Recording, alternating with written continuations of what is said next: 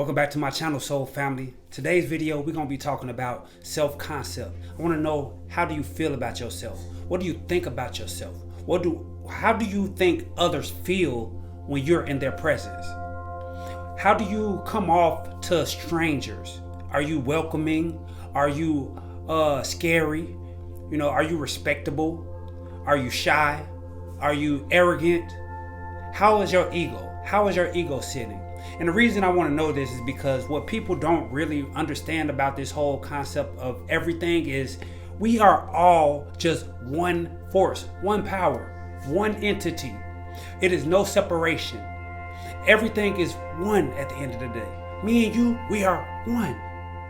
If you hate me, you're basically hating yourself.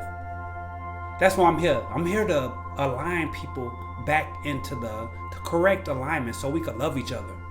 And when I say everything, I'm talking about everything. I'm talking about the animals. I'm talking about the insects. I'm talking about everything. Everything. I'm talking about rubber tires. I'm talking about trees. I'm talking about grass. I'm talking about the sun, the air, the water. I'm talking about anything and everything. We are all one. And once we start realizing that we are all one, we can start treating each other as a community, as a world. We'll treat each other better. We'll lift each other up. You know what I'm saying? We'll help each other out. I mean, we do need the world the way it is. This world is so full of variety, so many different things in different directions you could go, paths that you could take.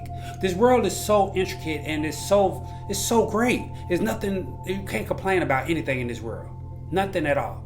But you do need to learn how, not just you, but I'm talking about people in general. We do need to learn how to love each other. We do need to learn how to treat each other for things to come in our life as we please. So let's start being mindful of how we treat each other, how we treat each other in the community, how we treat our elders, how we treat our babies, how we treat our animals, how we treat the community, the waters, the lakes, the grass, the litter.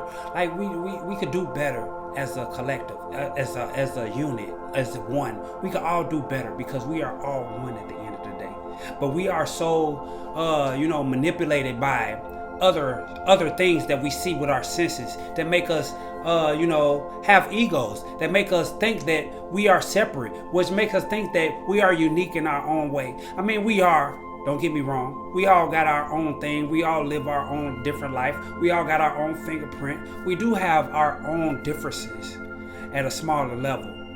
But I'm talking about what's on the inside of us. I'm talking about that spirit that's within us, that's breathing, that is experiencing this life that we're living. So as people, we start breaking ourselves down as what we are. We start finding ourselves as individuals. We are, we see ourselves as one unit, as part of a bigger unit of a community, of the world, of society, of so many things. And you know what the ego does? It labels us. It's put us in races. It put us in genders. It put us in genres. It put us in so many different type of ways to be different from the next person. And differences are good. Don't get me wrong. Differences are necessary because if everything was the same, then there will be no experience. So we have infinite differences that we experience as infinite people, as a collective. But what you really have to understand is, yes, we are living separately, but we are also living as one. So the better that you treat me, the better that the world is going to treat you back, because you're treating yourself in a certain way. So one of the egos we want to dive into, I want to really break it down a little bit, because I dealt with this and I've been called this also in my past, is a narcissist. Now, what is a narcissist? A narcissist is somebody who feels like everything should be going in their way and that their story is the only story that actually matters. And in certain ways, this is true, because you can only live for yourself at the end of the day. I could live for you. Don't get me wrong. I could do things for you. I could pour into you. But what I eat, you would not, use the bathroom and release. It's going to be a difference. There's only so much that I could do for you. But for the most part, I do need to worry about myself. I do need to worry about how I'm moving, how I'm reacting, how I'm thinking, how I'm behaving, my integrity, how I look, everything. How I'm treating myself, how I'm loving myself.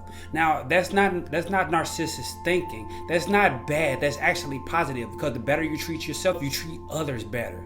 But this is not always the situation. Sometimes in our journey, you know what I'm saying, we could be treating each other very good. I could be treating you well, you treated me well, but here comes this third party, and what they want to do, they want to tear up everything. They want to break everything down. They want to, make everything crumble. They want everything to be negative because they have a negative moment. They have a negative mindset, a negative personality. So they want everything around them to be destructive because that's how they feel on the inside. Now, what is this? Like, okay, this is not the same thing as somebody who just loves themselves. This is somebody who loves themselves, but they want attention from other things. They don't know how to give enough attention to themselves from within. So they need the attention from without. They need your attention. They need your approval. They need your eyes on them to make themselves feel validated. And honestly, that's not fair to others. That's not fair for others, for you to be so selfish that you need all this validation from all these different angles, all these different entities, all these different people, just to make yourself feel good about yourself, even if it's detrimental to your friendship, to your relationship, to your family, to anything. And it's just because you just want to feel a certain way, which is not going to last for a long time. It's very short-lived.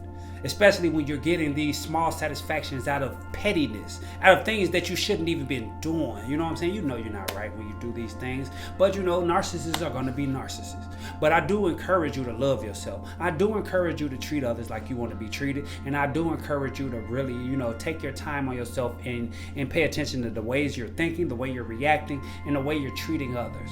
So next thing we're going to do on ego, we're going to get into the empaths. Okay, these are a different type of people, which also includes me. I'm in this group of people also. Like, I could feel your energy.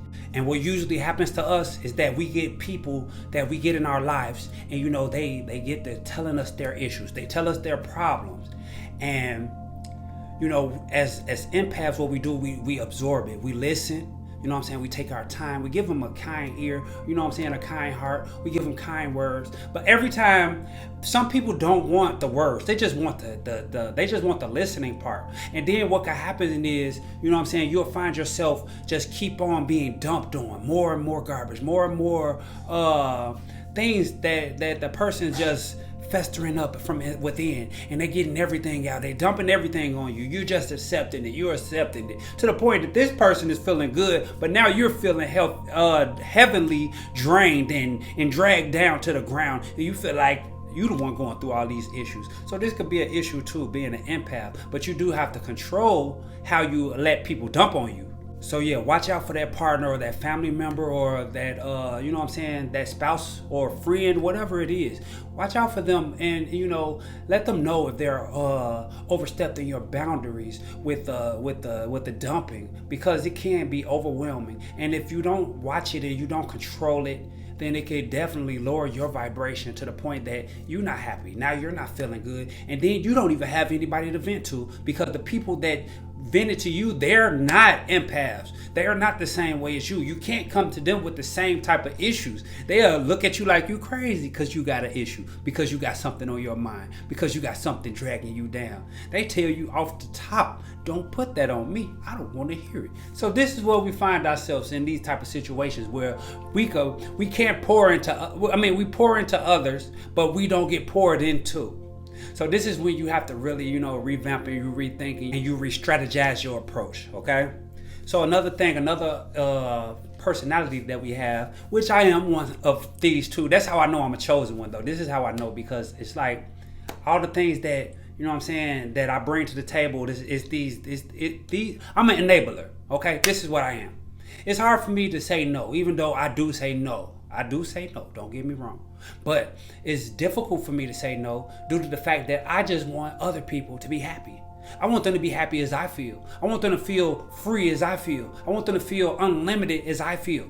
But that's always not the most healthy decision, because people will take advantage of you. People will take advantage of your kindness. They could care less about you. And they will tell you to your face that they don't care about you. But you could tell them how much you love them over and over and over, but they would still find the audacity to tell you that they hate you, basically. And you got to be aware of these people, because they're open with it. And best believe that person that you really put all your marbles in for, that you really thought was going to ride for you to the end, they would turn their back on you like this. Just know that. I've been through it plenty of times. I'm talking about recently. So just know that people aren't always what you think they are. You know, you stay authentic though. Don't let anybody from the outside of you change the way that you act and your approach to the world. You be that person that you always been, that genuine person, that real person, that authentic type of person. Because those were the blessings come to. The blessings come to anyone who believes that they deserve blessings. And what other way to believe that you deserve blessings from then being a blessing to others, being a blessing to yourself, being a blessing to the world. You know what I'm saying? So you just keep on doing these things, and then what's going to happen is you're going to just feel the luck. You're going to feel the gratitude. You're going to feel the blessings coming into your life. So when people start taking advantage of you, learn how to really fall back. Take a step back. You don't have to please everybody. You can't please everybody. It's impossible. Some people are here just to take advantage of other people who are easy. Some people are looking for that, like a thief in the night, like the lion who see a bunch of gazelles just chilling in the jungle. It's always people, it's always entities looking for opportunities to trample on weaker vessels. But like I said at the beginning, we are all one. So if you are that opportunist, you need to start reevaluating yourself and your mindset in the way that you approach other people and the things that you're doing to hurt other people for your own gain, because you're not going to keep gaining like that. It's going to bite you. It's going to come back and get you sooner or later. Mark my words. Just know that it's going to come back around to you. So be careful. So what the heck? If you a yes man, be a yes man. But do have boundaries. You know, if you're going to help everybody, help everybody.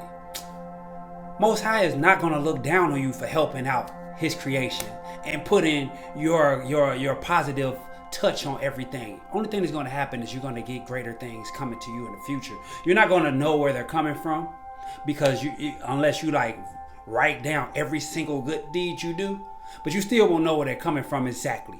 But just know that the more good deeds that you put into the world, the more good things are going to come back to you.